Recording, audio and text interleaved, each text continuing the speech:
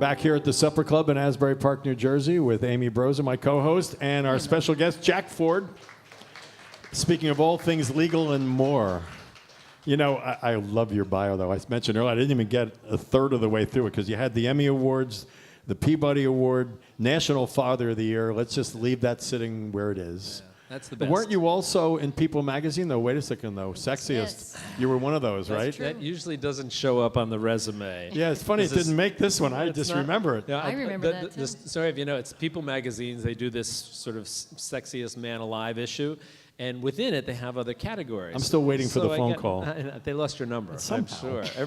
So I get this, so this is 2000, I think it was, and I get a phone call from a guy at People Magazine, and he says, I wanted to let you know we wanted to do a little something on it. And I just left NBC and gone to ABC News. And I thought, oh, that's nice, they want to do it. He says, well, it's probably not what you think.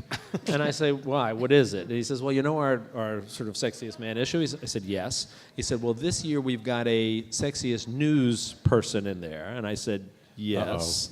Uh-oh. And he said, it's you. And I said, is this Tim McLoone? Who is this? Who is this really? And what do you do? So I get home and I sort of tell my family, and Colin, my son at the time, was probably about... He's still your son. Yeah, He's still at the time. That's right. He went to Harvard. He picks up those things. Yeah, very quick. And Colin's probably like 12 or so, and I tell him a story, and he looks at me and he says, oh, God, Dad, please don't do this to me. Yeah, he's going to get crushed in school. Yes, indeed. But I like the part, too, where you're the recipient of 5 honorary degrees. You would think that would mean you would not actually have had to have graduated from Yale. If you'd known you were getting these, just like... I wouldn't have had to waste all that time. Let's go from What high were you school to thinking? the honorary degree. I'm actually a doctor. I got a doctorate from Georgian Court. Yes? And I said that I did 2 or 3 appendectomies after that. So you have a and, little pain and everybody right there. passed. That's right. So I stopped. I figured, all right, You're I'm not good. really a I'm doctor. not really a doctor, but I stayed at a Holiday Inn last night. So your career, though, you've always kept sports in your career, though, too. I mean, I think you and I would agree our first loves in our lives were always the sports side of it. And you did the sports reporters on ESPN. Yeah, hosted and you're that. still doing, there's a new program that 60 Minutes produces. Yeah, what we're doing, I work for CBS News now as their legal analyst, but they also, 60 Minutes, which is the legendary show, coming up on almost 50 years now, Wow. and 60 Minutes started a 60 Minutes Sports, which airs on Showtime. They found that when they did sports-themed or issued pieces on the Sunday night show, they always did very well. And they found they had so many of them, and it turns out CBS owns Showtime, so somebody in a suit said, well, wait a minute, why don't we put the 2 of them together? Yeah. So we started about a year and a half, won our first Emmy Award, and so it's on monthly now. The next one will be Tuesday, September 2nd. I actually have a story on that month. And it's just, it's the 60 minutes. In my business, 60 minutes is just the top. If It's you the get gold to do standard. anything, it's the gold standard Yeah. with them. They're just great producers, smart people, have all the resources. So it's been a lot of fun for me to do some stories for 60 minutes. Well, I think that even, Bryant Gumbel's show and some other ones, long-form television has made a return because it used to be that I think that, the suits, as you would say, were insulting the American audience and saying, nobody can pay attention for more than a minute and a half. So you're trying to tell these complex stories. You just can't do it. So when I watch your show or some of the other ones that are on, 30, what's the thing on ESPN? I forget what it is, but my son will know. He'll tell us later. Yeah, they do the 30 for 30 But documentaries. yeah, right. That they're long form, so you Bryant can does, really yeah. dig into. And you've got a good, solid audience. The joke is when I first got into television, and they said to me, if you watch a nightly newscast, and they come out and they say, when we return, we're going to look in depth at something. Yeah. In depth means 1 minute and 45 seconds, as opposed to the 45-second reader that you usually get. So there's not an opportunity for you to learn more things in depth, and that's just what the great thing that 60 Minutes does. The mantra was when they started it, they asked, how can you be so successful for so long? And they said, it's very simple. These are good stories, well told. Yeah. And it's a simple formula for So great on television. the 60 Minutes, how involved can you be in the editorial side of it, as opposed to just being the alleged, which talking head? is fun for me, that of the 5 pieces, I've got 3 have already been done, 2 coming up. 4 of them were my ideas, which is kind of great that it's your thought. You do all the interviews, you put together all the questioning, you get into the editing room, and we've got great editors there and great producers, and it's really a collaborative process. Everybody's working together and grabbing pictures and thoughts and changing. You have at least 3, sometimes 4 screenings of these before they ever get on the air. Oh, really? Yeah, I mean, there are, the last piece I did had 21 different versions of the script. Do you mean to get audience reaction, or why? No, just to get the okay to go on the air. Really? Getting the hierarchy. You walk into a screening room, there are about 20 people there, various positions in 60 Minutes, and it's collegial, but your piece can get torn apart, and you're told, come back next week and redo the whole thing. It's a fascinating process, but that's why the stories are so good.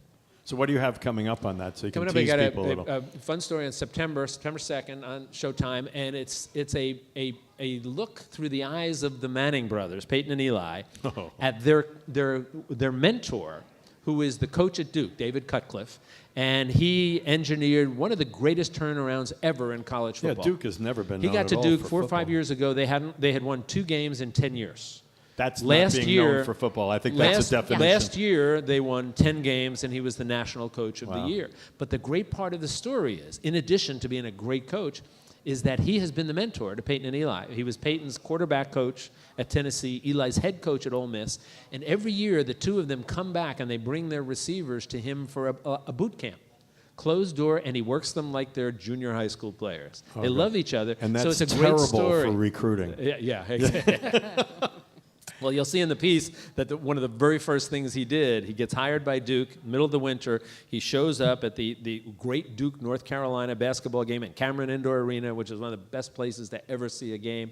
He sits down, and sitting next to him, right where the cameras can see them and every possible recruit can see him, Peyton Manning on one side, Eli Manning on the other. Wow. And it's interesting because I interviewed Mike Krzyzewski, Coach K, down there about this whole thing, and I asked him about that, and he said it was just a great move. It was a great visual because it said to people out there, here's who I walk with.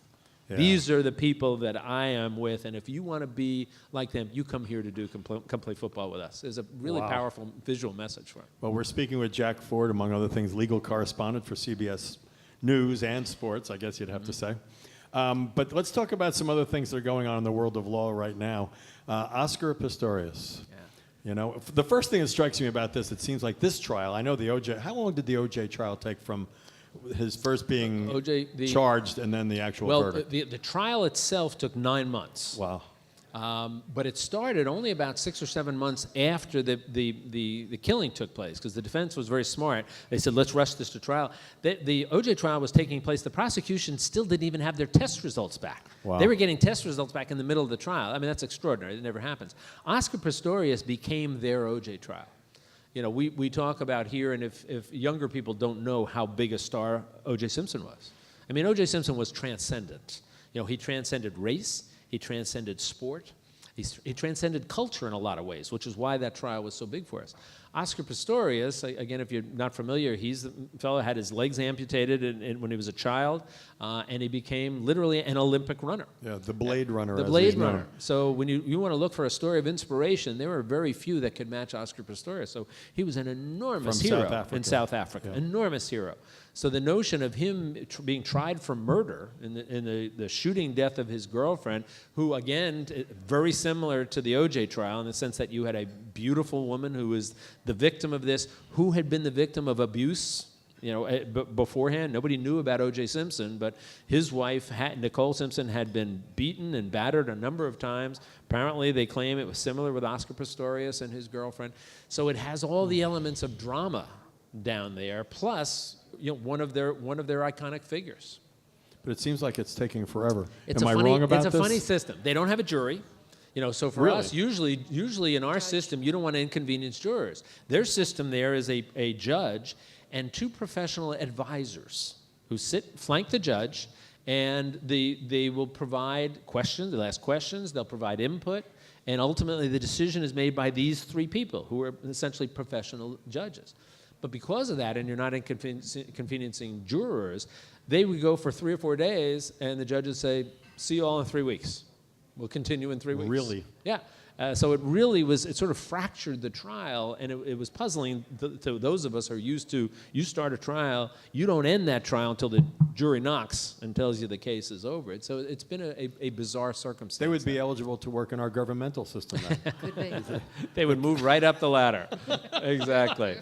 Well, you know, Amy's a paralegal and so works in the law herself all the time. And Well, first I want to ask you, how do you think that trial is going? I know in your business you don't want to be guessing how a verdict's going to go. Yeah, but you know what? what are you gleaning from what you've heard? What they're probably trying to do is the defense is really not trying to get Oscar Pistorius a complete walk on not guilty. Yeah. You know, he's admitted he shot her. His claim is that he thought there was an intruder in his bathroom and that's why he shot. Prosecution said they'd had a fight and he just lost control. They claim he has had problems with management and anger control in the past. I think the defense was trying this to hopefully get it knocked down to sort of a manslaughter category, criminally negligent homicide type of thing. You know, he didn't mean to kill her, but he did mean to fire shots to scare her. You know, and that is a difference between perhaps life in prison, if he's found guilty of the murder, and you know, anything from 10 years down to even probation if he's found guilty of something less. So I think that's what they're aiming for. You know, who knows what the judges would do with it. Well, particularly in another country, we're not as familiar with their system. You know, Amy's involved with international abduction cases. The law firm she works for, and just recently there was legislation signed just a couple of days ago by President Obama, and a little bit more than a week ago. And we're going to have David Goldman on this show in the future to talk about this. Have you had any work at all with any of that? You know, I've seen the stories, and we've done the stories about it, and it's fascinating because you think in this day and age, that can't possibly be happening, can it? And the reality is, as you know... It's rampant. What's scary is it's rampant, and it involves many countries, and some that are signatories to the treaties, some that aren't, and it's very different all over the world in compliant countries, non-compliant countries, and in David's case, he had a country that was non-compliant with the law, and that's what ensued for Brazil. 5 years for him. In that case. And the reality is, as we found, we can have treaties, but just because we have them doesn't mean that everybody cooperates. That's exactly and if you don't right. have the treaties, it sort of guarantees that you're not going to get That's exactly cooperation. Which is, it's great to hear that they're taking these steps forward. Absolutely, and it gives our government and our some opportunity to help these families and these children return. Oh. Well, while we have a few moments left, though, I do want to turn to the next part of your career. I thought I had a relatively varied career until you became a novelist. You know, I read your first book, and I think we talked about it once before on the air, and I was so relieved that it was good. Because what do you do? What do you do when your friend writes a book, and then and then you finish the book, and your friend, so what'd you think? What'd you think? Ah, yeah. Well, it's funny. Nice. It was a book. I had a friend of mine whose mother was this brutally candid person. She just believed in can. And he would say she was so that she would see somebody would show her a new baby, and you have to say it's a beautiful baby. If it wasn't, she would say, now that's a baby. And figured, okay, it didn't say anything. So I'm thinking Tim would say, now that was a novel. That was a novel. That was a novel. But the second one, done well. But this one's The Walls of Jericho. That That I showed you before. This is great radio when I hold up the book for the audience that's here at the Supper Club. I'm on chapter 15, and you're kind of aggravating me because I really kind of want to ask you how it turns out. But what's interesting is your first one touched on the Lindbergh trial, which was one of the most notorious in the history of the country. And now this one's also historically based. Yeah, it starts off with an unsolved civil rights murder in Mississippi in 1960. It's all based in Mississippi. The murder itself is based on a real murder that took place in the 1950s in Mississippi in the depths of the racial problems, where a black minister was on his way back from a voting rights rally. He's shotgunned to death in his car. The police find his car the next morning on the shoulder, and they write it off as an automobile accident and close it. And when the minister's family came to them and said, what about all the shotgun pellets in his head, the sheriff said, nah, those are probably parts of the fillings from his mouth. Case closed, no investigation. And I remember thinking that, I spent a lot of time at the University of Mississippi. I teach there, I lecture there. I've got a lot of friends there. I love Oxford, Mississippi. And I know it's changed dramatically. It's not what it was 50, 60 years ago. It's still progressing. And my thought was, what would the people that I know today, how would they handle one of those old, cold case civil rights murder cases if it started to unravel? And that was the theme behind the idea. Well, that's great. It's called The Walls of Jericho by our guest, Jack Ford. And I hope people will buy this. I think it's great.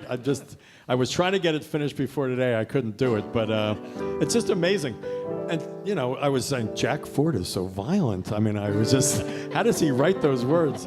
But, Jack, thank you so much for sharing your time with us. Timmy, Amy, thank you so much. Jack Ford, ladies and gentlemen. We'll be right back.